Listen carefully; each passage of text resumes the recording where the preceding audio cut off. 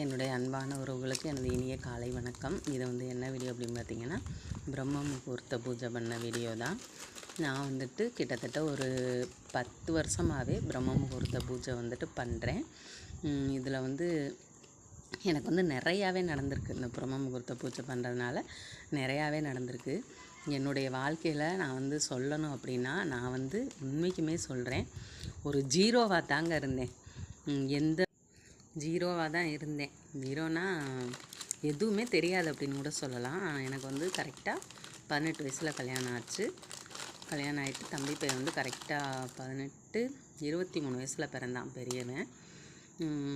அது வரைக்குமே எதுவுமே தெரியாது. அதுக்கப்புறமே அவனுக்கு கரெக்டாக ஒரு 10 வயசு ஆகும் வரைக்குமே எந்த ஒரு இதுவுமே எனக்கு அவ்வளோவா தெரியாது. எதுவுமே நான் பெருசாக பண்ணலை. ஏதோ தம்பியை பார்த்துக்கிருவேன், ஸ்கூல் அனுப்புவேன், வீட்டில் உள்ள வேலை எல்லாத்தையுமே பார்ப்பேன்.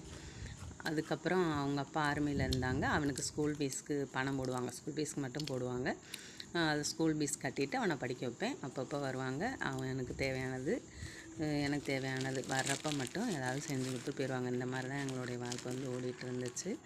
அப்புறம் நான் எனக்கே அப்புறமா ஒரு மாதிரி ஆயிடுச்சு. என்ன நம்ம இப்படி இருக்கான்ப்பா. சொந்தக்காரவங்க எல்லாருமே நல்லா தான் பேசுவாங்க. ஆனால் பேசுவாங்க, நல்லா தான் வச்சுக்கிட்டாங்க. ஆனால் எனக்கு என்னடா நம்ம லைஃப் மட்டும் இப்படியே போயிட்டுருக்கே, ஏன் நம்ம மட்டும் இப்படி இருக்கோம்.